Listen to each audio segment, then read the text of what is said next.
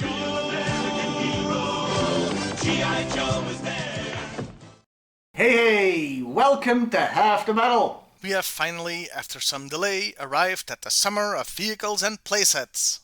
And what better way to start things off with than with a ranking? Last summer, I started ranking all G.I. Joe vehicles year by year. But we ran out of summer before we ran out of years. So we're continuing them today, as we'll be ranking all 1987 G.I. Joe vehicles. Well, actually not all. Yeah, I've made the executive decision to leave out Battle Force 2000 vehicles and put them on their own list. You'll know why when I do that episode. I'm also leaving out the motorized accessory packs, as I feel they'd be better suited for their own ranking too. That leaves us with 18 toys to look at, so the Joes and Cobra will share the same list. And as always, we'll be going alphabetically. Except not really. Man, this video has an whole album full of asterisks, doesn't it? Look, most of the Cobra vehicles have names that start with the word Cobra, so I'm taking that off and I'm going with their actual names alphabetically speaking. With all that preamble out of the way, let's get to the ranking. And we're starting with the accessory packs. Kind of a dull way to begin, but whatever. There's one for figures and one for vehicles. They're mostly fine, except for the ugly yellow ones, and the missiles that only work with the Snow or Tiger Cat. I'll put the figure one in the good tier, as it's got some nice stuff, like the Viper rifle and Litterneck's gun. But the vehicle pack goes into the bland tier because they're, well, just a bunch of missiles. So now we get to the actual vehicles. Starting with the Air Skiff. It's a pretty unique looking vehicle, and in some way a spiritual successor to Zartan's Swamp Skier. It's weird, but in a good way, so it goes into the good but weird tier.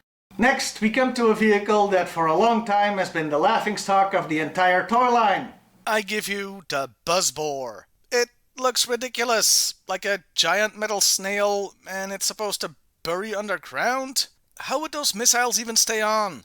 It does look kinda sleek, and the molded Cobra logo on the door is nice, but the whole concept is so dumb it goes into the worst tier. Next is the Coastal Defender, which is basically a mask toy. From the later mask years, where some of them started to suck. It's a crate on wheels that transforms into an armed radar platform and looks pretty goofy. It's also pretty flimsy, and I've never been a fan of it, so it goes into the bad tier. How do you even categorize the Crossfire? It's a G.I. Joe RC car. It got a limited release, and they never tried it again, so I don't think it was a huge hit. It's also expensive as hell to find nowadays. I don't hate it, but the very concept is enough to put it in the weird tier. Next is the big one. The Defiant Shuttle Complex. What can you say about this beast? The flag may be more iconic, but this thing was 3 vehicles in one. It had tons of play value and was such an ambitious project. I'm willing to bet it wouldn't have existed if the flag hadn't been successful. It goes into the best tier, number 1 spot. Next, the Dreadnought Cycle was a disappointment. Many people felt the Knocks, being a motorcycle gang, should have motorcycle toys. But what we got was this trike thing that looks ugly. So in the ugly side of the bad and ugly tier it goes. The Cobra Jetpack, exists. I mean, it does what it says on the tin. But to me it's about as exciting as watching those unskippable copyright warnings on DVDs. It's very heavily armed for such a small vehicle, but that's about it. I'm putting it in the bland tier. But now I'm happy to say things are looking up. As we come to the Maggot. Yeah, the only bad thing I can say about it is the name. This is a wonderful 3-part vehicle with tons of play value, and it looks awesome. An easy pick for the good tier. It misses out on the best tier because of the name, and because I personally think they could have used a better color than that yellowish one. We're staying in the top area of the list with the Mamba. Another excellent toy, and it's huge. It's a shame they didn't use it in G.I. Joe the movie. Come to think of it, there were no new vehicles seen in that film. Oh, like I needed another reason to criticize that thing. Anyway, the Mamba is one of my favorites and goes into the best tier. 1987 didn't just give us one huge vehicle for the Joes. Oh no, there was a second one. And it was the Mobile Command Center. George Lucas is gonna sue somebody as its vehicle mode has more than a passing resemblance to the Sandcrawler from Star Wars. The resemblance disappears in base mode though. So it's huge, has a ton of play value, what with all the rooms, and a garage and a landing pad. It is literally tons of fun. It also goes into the best tier. Next is the Persuader, and I've mentioned this before, but this thing and its driver should really have been in Battle Force 2000. I mean, just look at it. It's just as futuristic as the rest. Anyway, it's pretty cool, so I'm putting it in the good tier. The Pogo. Oh dear, the Pogo, or Ballistic Battle Ball. Well, at least now nobody can say that Cobra doesn't have balls.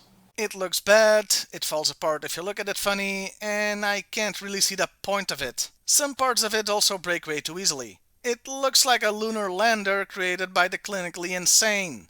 It looks like it belongs in space, but canonically it doesn't. I don't know what else to say, it goes into the actual worst tier.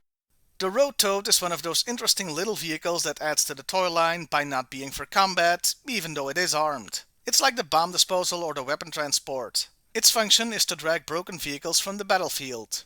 It does enrich the toy line, but it looks pretty damn weird, so it goes into the good but weird tier. The Sea-Ray was very close to getting into the weird tier too. But I like it just a bit too much. It's fun, looks good, and I consider it Cobra's answer to the Shark. It goes into the good tier. Our penultimate vehicle is the Slam. And this little thing has such huge guns and is covered in missiles, so it makes me wonder if the designer was compensating for something. See also the Persuader. It's small but powerful and gets a place in the good tier. And I'm happy to say this list ends on a high note. With the Cobra Wolf. Cobra's answer to the Snowcat. It looks sleek, fast, powerful and deadly. The Wolf is my favorite Arctic vehicle, so it goes into the best tier. And that was the list. It's funny that 1987, the year that gave us Cobra Law, had so many awesome vehicles in it. I had actually forgotten how much good stuff was released that year. I look forward to the comments below if some of you are mad enough to defend the Pogo or the Buzzbore. Well, I'll see you next time, everybody. And hey, why not like, share, and subscribe if that's your thing?